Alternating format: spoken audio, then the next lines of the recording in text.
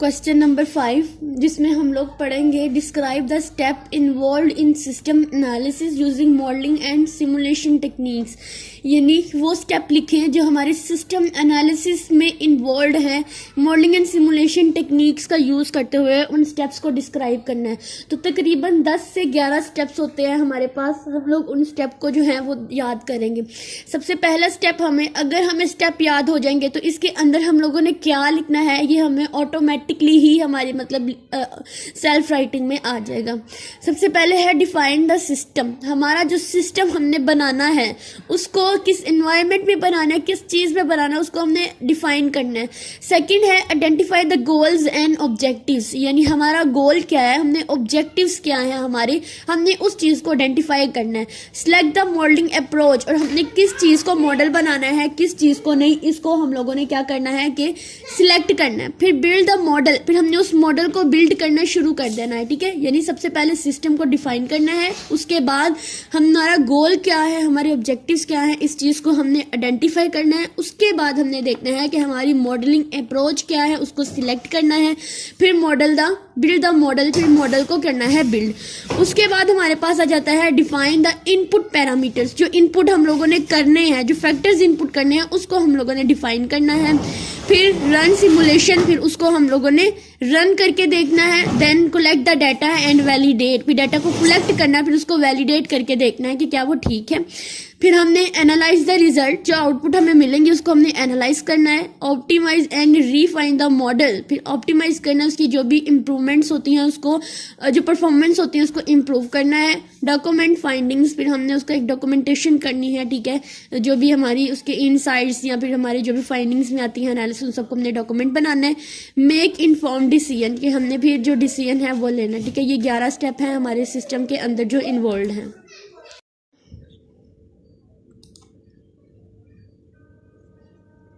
लोग स्टार्ट करते हैं कि किस तरह से हमारा जो सिस्टम है वो डिफ़ाइन किया जाता है, और आगे आगे हमारे जितने भी स्टेप्स आते हैं उन सबको हम लोग रीड आउट करना स्टार्ट करते हैं। सबसे पहले तो हर पॉइंट में 2 बातें याद रखनी है, एक उसका ऑब्जेक्टिव लिखना है और एक उसका एक्शन लिखना है। ऑब्जेक्टिव ये है व्हाट टू डू, कि हमें क्या करना है, और एक्शन क्या है हाउ टू डू, कि हमें कैसे करना है। तो ऑब्जेक्टिव में क्या है, define the system, clear define the system you want to analyse including its boundaries, components and the interaction with its environment. Identify the key element that make up the system and establish the scope of your analysis. Okay, यानी हमने हमारे system जो है वो environments के साथ क्या क्या इंट्रैक्शन है, क्या क्या कंपोनेंट्स इंक्लूड है, इन सबको हमने डिफाइन करना है। उसके बाद इसका स्कोप क्या है और हमें कैसे करना है, ये सारा हमारे इसके एक्शन में आ जाता है।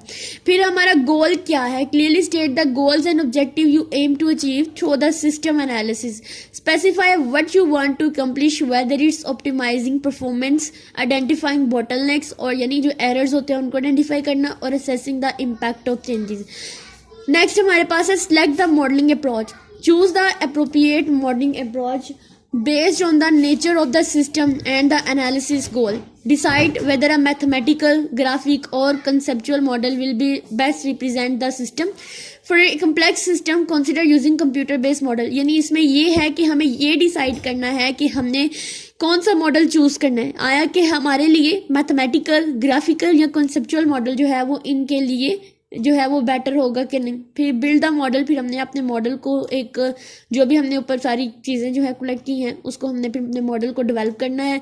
फिर हमने देखना है create the model by defining relationship between system के अंदर जितने भी कंपोनेंट्स हैं, जो भी फीडबैक्स वगैरह इकट्ठे हुए हैं, हर चीज़ को हम लोगों ने कंबाइन करके एक मॉडल बना देना है। फिर इसके अंदर हम लोगों ने क्या करना है, इनपुट डालने, हमें ये देखना है कि कौन से इनपुट डालने से हमारे सिस्टम पर क्या क्या इन्फ्लुएंस होंगे क्या क्या असर डालेगा, इस चीज़ को हम लोगों ने इसमें स्पेसिफाई करना है।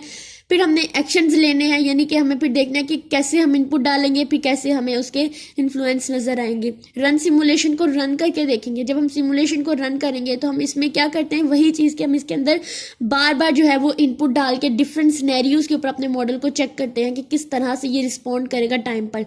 डाटा को कलेक्ट करेंगे, data gather data during and after simulation to validate the model's accuracy, यानी मॉडल की वैलिडेशन के लिए हमारा डाटा गैदर होना बहुत ज़रूरी होता है।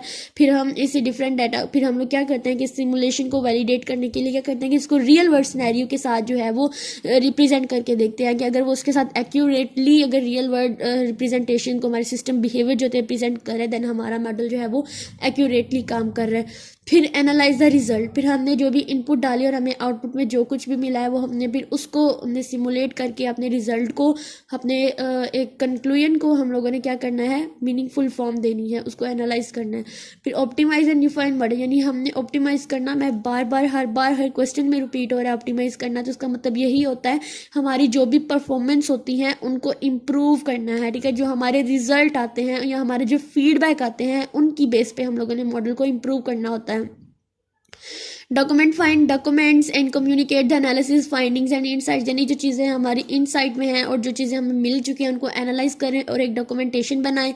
मेक इन्फॉर्म डिसीजन, फिर हमारे जो भी डॉक्यूमेंट्स वगैरह फाइंड किए हैं, जो भी हम लोगों ने फिर आखिर में डिसीजन लेना होता है कि क्या हम इस सिस्टम को, यानी अपने फिर जो भी यूज़र आते हैं या जो भी हमारे कस्टमर आते हैं उनको हम लोग देते हैं, फिर वो इसको चेक करके ले लेते हैं। इसी तरह से हम लोग डिसीजन मेकिंग भी करते हैं। By following these step, analysis using modeling and simulation techniques become a systematic and iterative process, allowing for a deeper understanding of complex system and informed decision making में हमारे हेल्पफुल होते हैं। ये question जो मैं बता रही हूँ आप देखिए कि बार बार इसके अंदर पॉइंट्स रिपीट हो रहे हैं, हर एक का मीनिंग भी सेम है, जिस पॉइंट के अंदर थोड़ा सा डिफरेंस आ रहा है और नेमिंग में चेंजिंग आ रही है, तो आपने क्या करना है कि इन पॉइंट्स को अच्छे से याद कर लेना है, इनके मीनिंग को समझ लेना है कि इन पॉइंट्स के मीनिंग क्या है। तो आप लोग क्या करोगे कि सेल्फ राइटिंग भी आपकी इंप्रूव होगी और दूसरा अच्छे से आप लोगों को लिखना भी आ जाएगा और समझ भी आ जाएगी, क्योंकि हम जो अभी हम लोग जो कर रहे हैं, जो टॉपिक हम लोग स्टार्ट किया हुआ है वो इंट्रोडक्शन ही है। अभी ये सारा कुछ उसके इंट्रोडक्शन में आ रहा है, उसमें क्या क्या कंपोनेंट्स इंक्लूड है, क्या क्या नहीं, ये सारा उसमें ही आ रहा है, ठीक है। होप सो कि नेक्स्ट वाले जो हम लोग हमारे लॉन्ग रह गए हैं, 5 क्वेश्चन रह गए हैं पहले टॉपिक से रिलेटेड, तो जब हम क्लियर करेंगे तो उसमें भी यही वाले टॉपिक्स बार बार रिपीट होते जाएंगे। इसकी एग्जाम्पल्स को आपने लाजमी देखना है, ठीक है।